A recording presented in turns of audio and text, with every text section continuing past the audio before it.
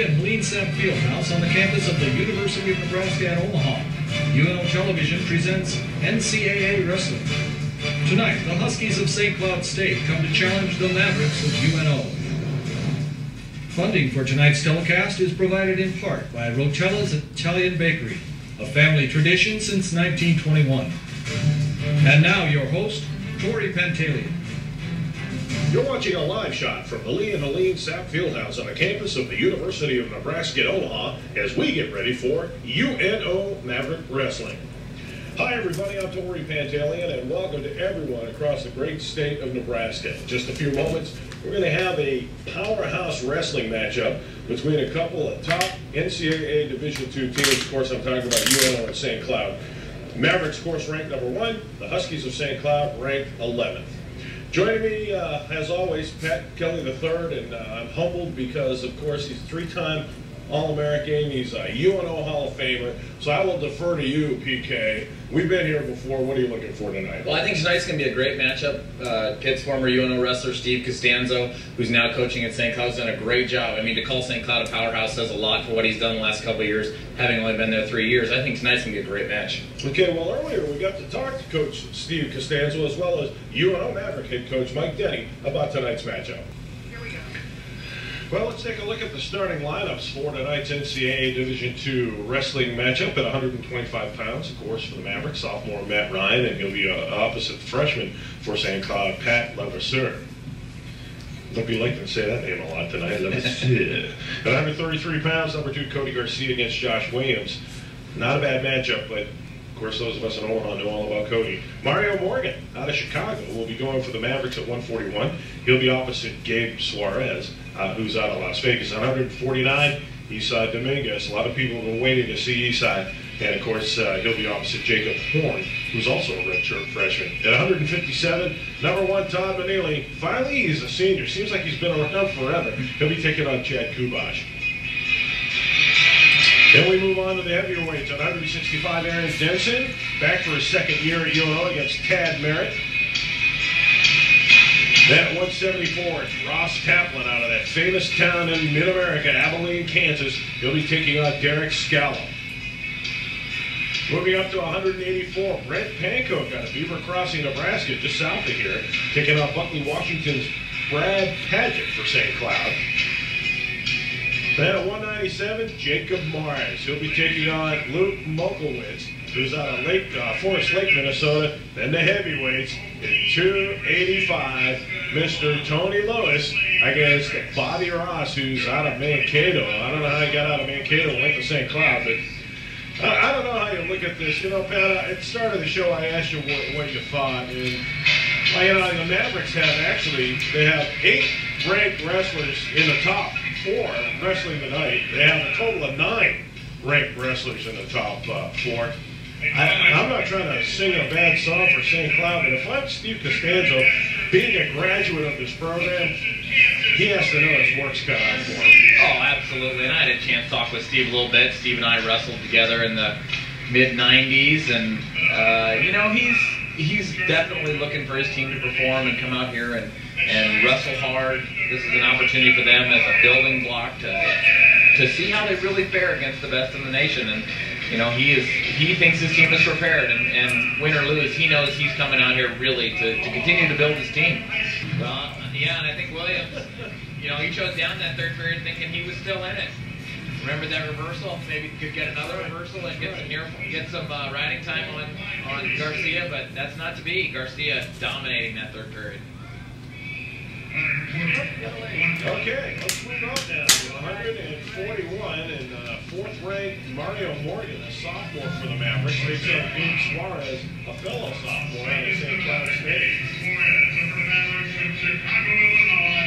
You know, last match we had Josh Williams, who was a national qualifier for Costanzo, and here we have another Gabe Suarez, who was a national qualifier last year for Steve Costanzo. So a couple of good kids right here. Mario with a quick takedown.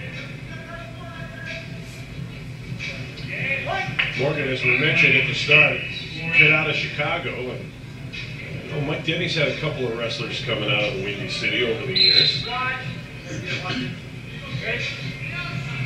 A little warning there for Suarez on the headgear. Nothing to get him a technical violation, but enough for Bob to want to let him know he's watching. Mario's in on another great single leg.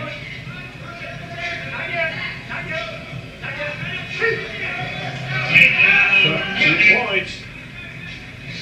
And there's 2 takedowns for Mario already in the first 40 seconds of the match. Looking for some near fall. This is another, Mario had really improved year to year. You see already how talented he is as a wrestler, good technique and speed, but his conditioning, his strength has greatly improved, I think, from year to year, and he is so much better a wrestler than he was in years past, and I think you're going to just continue to see him get better and better as he is only a sophomore and already ranked 4th in the nation. Right there when they were on the edge, there was a perfect example of how the new rule change kept the match going. That's right. And what you'll see a lot of times is if they're hanging out near the edge and nothing's happened, the ref will call stalemate rather than out of bounds. Right. But it does make you wrestle. It definitely does. It keeps you going. Mario doing a good job here. We're about halfway through this first period, and he's got his minute of riding time now, so looking for another tilt. And for those of you new to wrestling or just a casual fan, that riding time is a point. If you get over a minute riding time, and we have done matches where the riding time has made a difference. So absolutely. He might have heard the ref calling out 1 about 3 times because he kept getting the near fall criteria, and then the guy would come off, get it again, get it off. So you're 1, 1, 1. And finally he did get the 3 count there to get 2 near fall. Keep working, guys. About a minute and a half of riding time with just under a minute left to go in the first period. And again, building off each other. Look at what Matt did, look what Cody did, now Mario just continuing to try and dominate the wrestler. Not content with just winning, but looking at from a national title perspective. Sure. I think this is one of Coach Denny's most loaded teams, and as they've seen in years past, they've had more All-Americans than another team. North Dakota State, back when they were in Division II, they had fewer All-Americans one year than UNO, but they won it because half their guys got pins, and those extra points make a big, big difference. Oh, Bucky Mom. Coach up there. Good old Bucky. Good old Bucky, yeah. Suarez with his first warning. Mario doing a good job. He's working out to the side, controlling, but Suarez not looking to get out of there. Not working hard enough anyway. So 2 seconds left to go here in the first period. Yeah, we're done with the first minute. See Ron Higdon in the foreground and Coach Denny in the background. I'm not going to say Coach Denny doesn't coach because we know he does, but Higdon seems more animated anymore than Coach Denny. Here we go, right away. They don't waste a lot of time in collegiate wrestling. You start the next period is almost as soon as the previous one ends. Yeah, 7 minutes of wrestling. That's right. Very little resting. Well, your comment on Ronnie and a lot of again, coaches' thoughtfulness is, he's coaching everyone, and you'll see some different coaches probably pop out there in that spot where Ronnie is, 2 or 3 coaches that, work with particular guys a little more, and that's kind of their guy. They focus on him, so you get kind of a double dose from the coaching staff. I think it's really helped improve the technique of the wrestlers. Well, and I also like the way Coach Denny, as you said, allows his assistants to coach like that. I think that's important. What, Fred? He lets them go. So a little takedown and escape exchange there. But yeah, Coach Denny, again, the greatness of his program, has done a great job of surrounding himself with great people. And that is always applied to his coaching staff and even his administrative staff. Jim Bailey, who's been around for as long as Coach Denny has been here, he continues to surround himself with good people to make the program good, both on the mat and off the mat. I don't know if too many people know this, but Jimmy Bailey's nickname when he was in Southern Utah, everybody called him Bongo. Bongo Bailey. And he actually had a collegiate, he was on the college radio station out there, and that was his on-air name, Bongo Bailey. The Bongo Bailey Show. I thought that was his name when I first came to UNO because everyone called him Bongo. I didn't realize his name was Jim. So, see a little good action here by Suarez, I think, trying to get some points back, and Mario doing a good job of keeping him at bay when he's not in control. But again, Mario continues to take the good shots. Nice double leg, came up to that cross knee pick there. Another takedown 15 seconds ago. He attacks the leg very well, Mario does, and now he has an 8-point lead.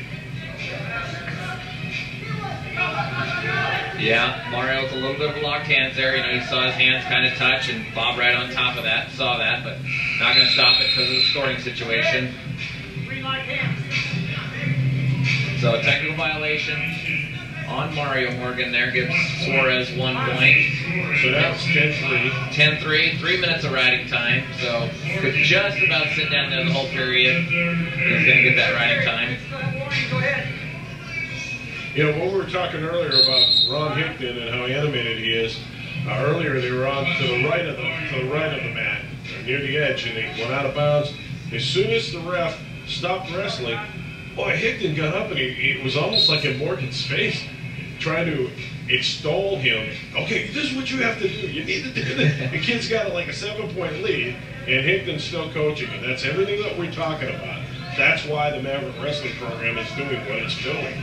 Well, and some wrestlers don't hear when they're wrestling, and so you know, as much as you hear the coaches yelling right now, it's not that they're not listening; they're just concentrating. Right. So that little break is sometimes your only opportunity to get through to a wrestler. Offense. 149 is next, and it'll be a good one. Misa Dominguez for the Mavericks. We need to finish this one here at 141, and right now Mario Morgan in really good control, although he can't get loose of Suarez at this point. Yeah, I think if Suarez does make an attempt to turn him here, Bob might actually call Mario for stalling. He's had his head down. Now doing a good job, though, controlling and getting out. So there's his 1 point. Oh, but not content. Nice job. Needs to get control here before he can get the points. You might be able to hear some of the coaching from the Maverick sideline saying, don't give up. But great job. Great job there by Suarez to get stalemate. And that's one of those situations I was commenting on the difference between Mario this year and last year's. You know, Mario would be more content in the third period having any lead to stop. And UNO, top to bottom, these guys continue to push through the whole match. And Mario really a testament to that, as I've seen him wrestle so much better this year. I think it'll mean a 25, if not a 50% increase in his wins just because he'll continue to wrestle through the whole match. Better shape, better conditioning. So you see we're under 20 seconds here in this 141-pound match. 15 seconds. Mario Morgan out of Chicago, the sophomore for the Mavericks, handling Gabe Suarez from St. Cloud State. Looks like he will get the major decision here with a 4-point victory, a 9-point lead here in the match with riding time. Makes it 12-3.